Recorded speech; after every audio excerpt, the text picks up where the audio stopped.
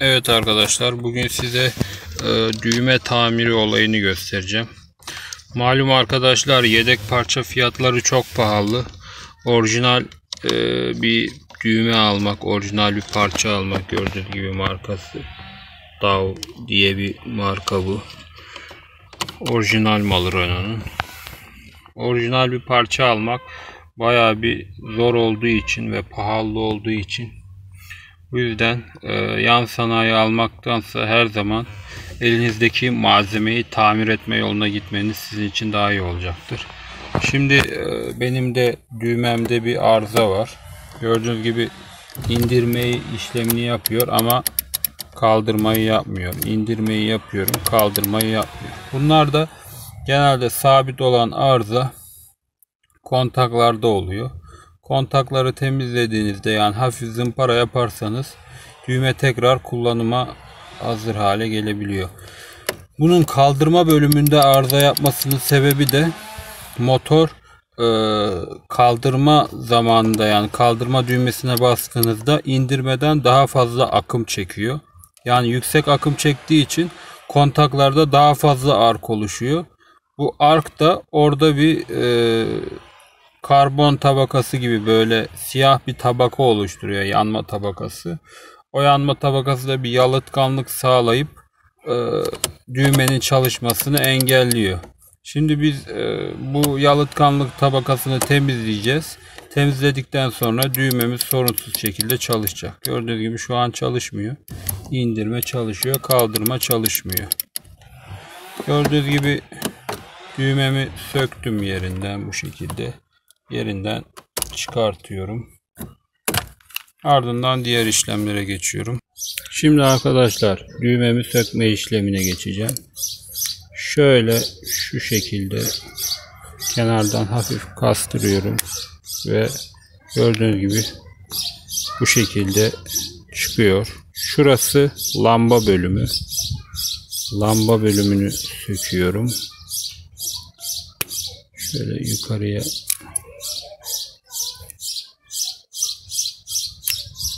şöyle lambayı söktüm gördüğünüz gibi.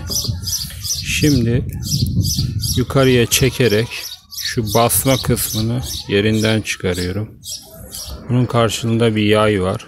Bu yayı da alıyorum. Bu yay şöyle şuraya giriyor. Bu şekilde. Aynı şekil karşılığındakini de çıkartıyorum. Şöyle.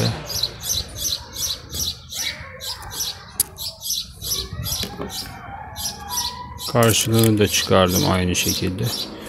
Gördüğünüz gibi şurada bir şöyle bir parça var, dikine bir parça. Bunu alıyorum. Şöyle çıkarıyorum. Gördüğünüz gibi yani kontakların kirli kontakları şu şekilde, tam netleyemedim. Şu şekilde kontaktaki kirliliği görebiliyorsunuz. İşte bu kirlilik yüzünden düğmemiz bizim çalışmıyor. Buradaki kontağı temizliyoruz. Buradan eğleyerek, ince bir ile temizleyebilirsiniz. Buradakileri de zaten elimizde zımpara ile temizliyoruz ve ardından tekrar montaj işlemine geçeceğiz. Gördüğünüz gibi bütün kontaklar bunlar. Bütün hepsini temiz bir şekilde temizliyoruz.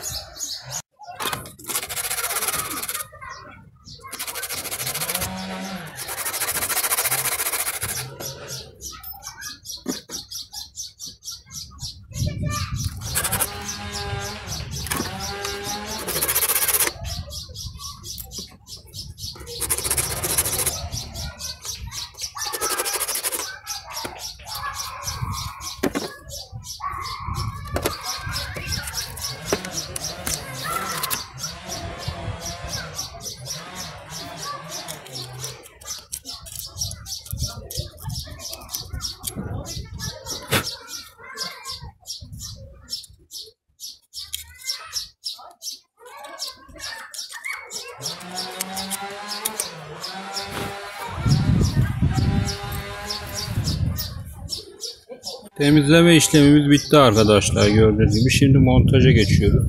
Gördüğünüz gibi iç kısmı da temizledik. İlk başta şu orta parçayı alıyorum ve orta yerine takıyorum. Gördüğünüz gibi şu arkadaki şeylerin mesafeleri, pinlerin mesafeleri aynı gelecek şekle kadar bastırıyorum. Tık diye yerine oturdu zaten.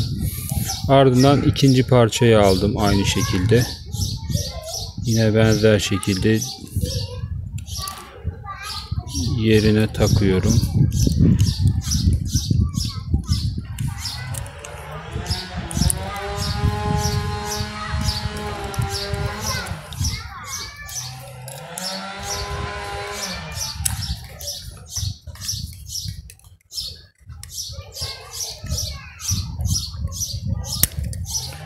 Gördüğünüz gibi yerine oturdu parçamız. Diğer temizlediğimiz parçayı takıyoruz. Yukarı aşağı basma yönlerini şey yapıyor, bu ayarlıyor. Öteki parçayı yerine oturtuyorum.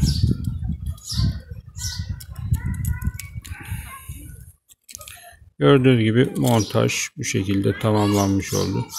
Şimdi plastik mekanizma parçamızı alıyoruz.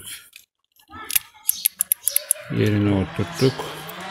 Öteki parçayı alıyoruz aynı şekilde, plastik mekanizma parçasını. Yerine oturttuk. Ardından lambamızı alıyoruz. Nerede lambamız? Lambamız nerede?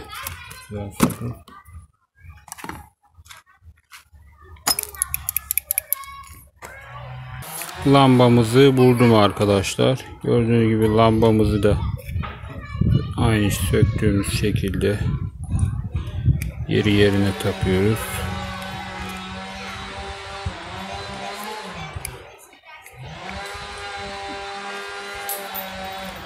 Şurada hafif bir oynama var galiba. Biraz zorladık burayı. Şöyle düzeltelim lambanın geleceği noktayı.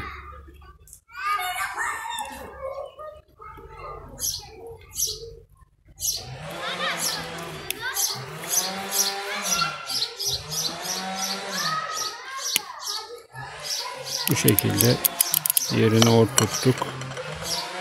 Kapağımızı kapattık. Şimdi test işlemine geçelim. Gördüğünüz gibi düğmemizi topladık şu an. Evet arkadaşlar, düğmemizi gördüğünüz gibi yerine taktık. Tamirden sonra.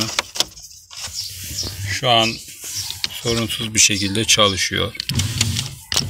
Sesten de duyabilirsiniz. Bakın işte.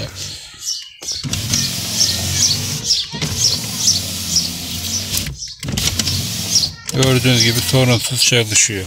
Normal şartlarda bu düğmenin yenisini almış olsak bu markanınki, yani orijinal markayı bulabilirsiniz. 50 lira civarıydı. Yan sanayi alsanız 20 lira. Ama yan sanayi pek sağlıklı olmuyor. Bozuluyor. Bu şekilde düğmemizi kurtarmış olduk basit bir işlemle. Siz de her türlü aracın düğmesini bu şekilde tamir edebilirsiniz. Çalışma prensibi genel olarak aynıdır. Arızalar da genel olarak aynıdır. Genelde kontak gider. Kontakları temizlerseniz sorunsuz şekilde çalışır. Düğme tamiri işlemi de bu şekilde. İzlediğiniz için teşekkürler.